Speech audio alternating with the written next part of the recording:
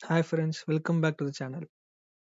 Artificial intelligence இந்த வார்த்தை கேட்டால் உங்கள் மைண்டுக்கு என்ன ஸ்ட்ரைக் ஆகுது? சாட் ஜிபிடி, அப்புறம் ரோபோட்ஸ், செல்ஃப் டிரைவிங் கார்ஸ், இதெல்லாம் தான் ஞாபகத்துக்கு வருது.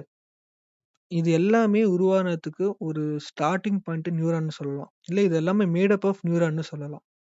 எப்படி நம்ம brain cells is made up of neuron அந்த மாதிரி தான். எதுக்காக ஒரு பயாலஜிக்கல் டேர்ம் வச்சாங்க நியூரான்னு பார்க்கலாம். ஒரு நியூரான் பயாலஜிக்கலாக நம்ம பிரெயினில் இப்படி தான் இருக்கும். ஆக்ஸான் மூலமா இன்புட் சிக்னல் ட்ரான்ஸ்ஃபர் ஆயிட்டு இங்க ஒரு ப்ராசஸ் பண்ணிட்டு டென்ட்ரைட்ஸ் மூலமா அது மற்ற நியூரான்ஸுக்கு சென்ட் பண்ணும். இதே மாதிரி தான் ஆர்டிஃபிஷியல் நியூரன் என்ன பண்ணும், இன்புட் வாங்கிட்டு ப்ராசஸ் பண்ணிட்டு அவுட்புட் கொடுக்கும். அவ்வளோதான், சிம்பிள். இப்போ ஒரு எக்ஸாம்பிள் சொல்றேன். ஹாய் ஹரி அப் ஆஃபர் சென்டிங் சூன்.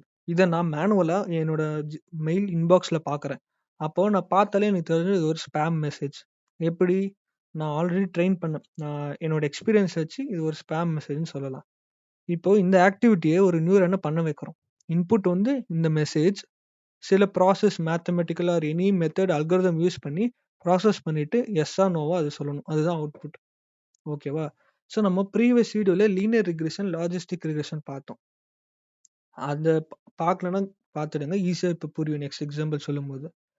ஸோ அதில் என்ன சொல்லியிருந்தேன்னா, age versus bought insurance or not. இப்போ நான் 23 ஏஜ் கொடுக்குறேன்னா இன்சூரன்ஸ் கிடைக்குமா கிடைக்காதான்றது ப்ரெடிக்ட் பண்ணணும். அதுக்கு நம்ம என்ன யூஸ் பண்ணுவோம்? இந்த y = mx + c ஒரு ஃபார்முலா யூஸ் பண்ணும். ஸோ அங்கே எக்ஸ்ன்றது இந்த ஏஜ், எம்ன்றது ஸ்லோப், சின்றது கான்ஸ்டன்ட். ஸோ இதில் யூஸ் பண்ணிட்டு நமக்கு yல ஒரு வேல்யூ வரும். அந்த வேல்யூவை சிக்மாய்ட் ஃபங்க்ஷனுக்கு பாஸ் பண்ணுவோம். எதுக்கு சிக்மாய்ட் ஃபங்க்ஷன் பாஸ் பண்ணுறோம்? ஏன்னா டேட்டா எப்பவுமே ஸ்மூத்தாக இருக்காது. ரியல் டைம் டேட்டா எப்பவுமே ஸ்மூத்தாக இருக்காது. ஸோ அதை வந்து ஃபில்டர் பண்ணுறதுக்கு சிக்மாய்ட் ஃபங்க்ஷன் யூஸ் பண்ணுறோம். நான் இன்னொரு எக்ஸாம்பிள் சொல்கிறேன். இப்போ நான் என்னோட ஹோம் டவுன்ல வந்து 500 ஸ்கொயர் ஃபீட் வந்து 20 லேக்ஸ்ன்னு வச்சுக்கலாம். அப்போ 1000 ஸ்கொயர் ஃபீட் எவ்வளோ இருக்கும்? 40 லேக்ஸ். ஏன்னா இப்போ 500 ஸ்கொயர் ஃபீட் 20 லேக்ஸ்னா அதோட double the distance 1000 square feet. அப்போனா அதுவும் 40 லேக்ஸ், டபுள் தி டைம் ரேட்டும் இருக்கும். ஆனால் அதுவே நான் பெங்களூரில் அதே 500 ஸ்கொயர் ஃபீட் எடுத்தேன் 20 லேக்ஸாக இருக்கும் கிடையாது இல்லையா? ஸோ மற்ற சில இன்ஃப்ளூயன்சஸ் இருக்கு. அந்த மாதிரி நமக்கு எப்பவுமே ஸ்மூத்தாக இருக்காது. இதை வந்து ஃபில்டர் பண்ணுறதுக்கு சிக்மாய்ட் ஃபங்க்ஷன் யூஸ் பண்ணுவோம். ஓகேவா? ஸோ லைன் இப்படி இருக்கும் லீனியர் ரிக்ரெஷனில். அதை வந்து நம்ம ஃபில்டர் பண்ணுறதுக்கு இந்த லாஜிஸ்டிக் ரிக்ரெஷன் யூஸ் பண்ணும்போது, இந்த சிக்மாய்ட் ஃபங்க்ஷன் யூஸ் பண்ணும்போது இந்த லைன் வந்து எஸ் மாதிரி மாறிடும். ஸோ நமக்கு அவுட்புட் இன்னும் அக்யூரேட்டாக இருக்கும். ஓகேவா? ஸோ இப்போ சப்போஸ் என்கிட்ட மல்டிபிள் வேல்யூஸ் இருக்கு, ஏஜ், சேலரி, ஜெண்டர். அப்போ வந்து எனக்கு இன்சூரன்ஸ் கிடைக்குமா கிடைக்காதான்னு ப்ரெடிக்ட் பண்ணணும். ஸோ இதுக்கு வந்து சேம் லீனியர் ரிக்ரெஷன் யூஸ் பண்ணலாம், மல்டிபிள் லீனியர் ரிக்ரெஷன். ஆனால் அது இப்போ பார்க்க வேணாம்.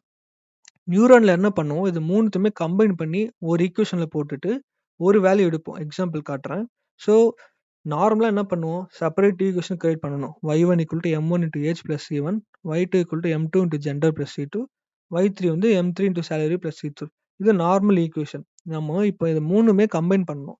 கம்பைன் பண்ணாக்கா இன்புட் வெக்டார், வெயிட் வெக்டார்னு கிரியேட் பண்ணுவோம். இன்புட் வெக்டார்ன்றது இந்த ஏஜ், ஜெண்டர், சேலரி. வெயிட் வெக்டார்ன்றது w1 w2 w3 அப்படின்னா m1 m2 m3. So பயாஸ்ன்றது c1 c2 c3 இது எல்லாத்தையும் கம்பைன் பண்ணது தான். ஸோ இது ஒரு ஈக்குவேஷனில் போடும்போது z = w1 × age plus w2 × gender plus w3 × salary plus b. இதை வெக்டாராக போடும்போது w.x + b. ஸோ நமக்கு z ஒரே ஒரு சிங்கிள் வேல்யூ வரும். இந்த மூணு வேல்யூ கம்பைன் பண்ணிட்டு இது ஸ்கோர்னு சொல்லலாமா? ஸோ ஒரு வேல்யூ வந்துச்சு. இந்த வேல்யூ z சிங்கிள் வேல்யூவை ஆக்டிவேஷன் ஃபங்க்ஷனில் பாஸ் பண்ணுவோம், சிக்மாய்ட் ஃபங்க்ஷனில். ஸோ அதில் பாஸ் பண்ணும்போது நமக்கு 0 ஆர் 1 வரும். Either he gets insurance or not. ஓகேவா? ஸோ இதுதான் நம்ம லாஸ்ட் வீடியோவில் லீனியர் அண்ட் லாஜிஸ்டிக் செப்பரேட்டாக பார்த்தோம். ஆனால் ஒரு நியூரான்ன்றது இது எல்லாத்தையும் கம்பைன் பண்ணி சிம்பிளாக இது ஒரு சிங்கிள் நியூரான் இது ப்ராசஸ் பண்ணும். ஸோ நம்ம கொடுக்குற இன்புட்ஸை ப்ராசஸ் பண்ணிட்டு ஒரு அவுட்புட் தரணும். அவ்வளோதான் ஒரு சிம்பிள் நியூரானோட ஒர்க்.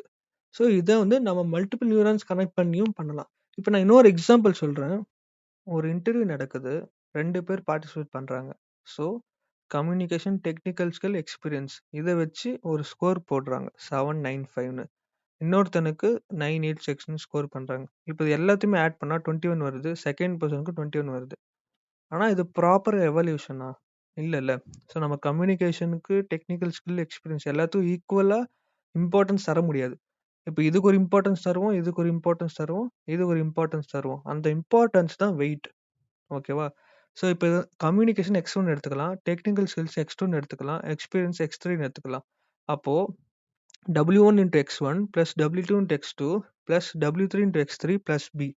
ஸோ இங்க W1ன்றது 0.5 குடுத்துருக்கேன். அப்படின்னா கம்யூனிகேஷனுக்கு நான் 0.5 இம்பார்ட்டன்ஸ் தரேன். அப்படி மீனிங்.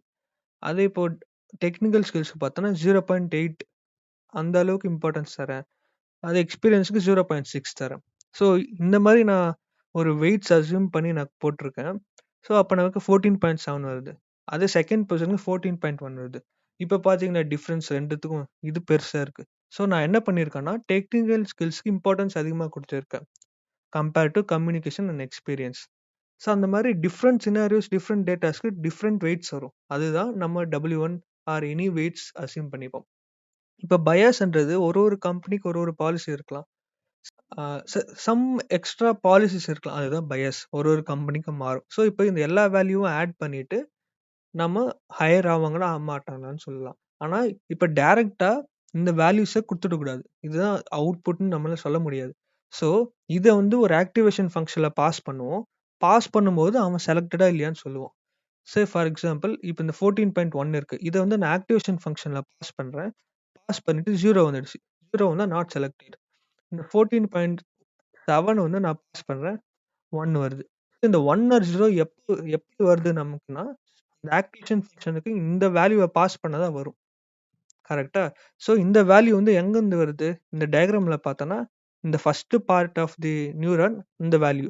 ஸோ செகண்ட் பார்ட்ல தான் நமக்கு ஆக்சுவல் அவுட்புட்டே வரும். ஆனா இந்த அவுட்புட் எப்படி வருது? இந்த ஃபர்ஸ்ட் வேல்யூவ பேஸ் பண்ணி தான் வரும். ஸோ இந்த மாரி நெறைய ஆக்டிவேஷன் ஃபங்ஷன்ஸ் இருக்கு. ரெலூ, சாஃப்ட்மேக்ஸ் அதெல்லாம் ஒரு டேட்டா டைப்ஸ்க்கும், சிச்சுவேஷன்ஸ்க்கும் சேஞ்ச் ஆகும். ஸோ இந்த மாரி ஏஐ தமிழ்ல ஈஸியா கத்துக்கிறதுக்கு நம்ம சேனல ஃபாலோ பண்ணிக்கோங்க. இன்னும் அப்கமிங் வீடியோஸ் நெறைய வரும். லேர்ன் பண்ணிக்கோங்க. பாய்.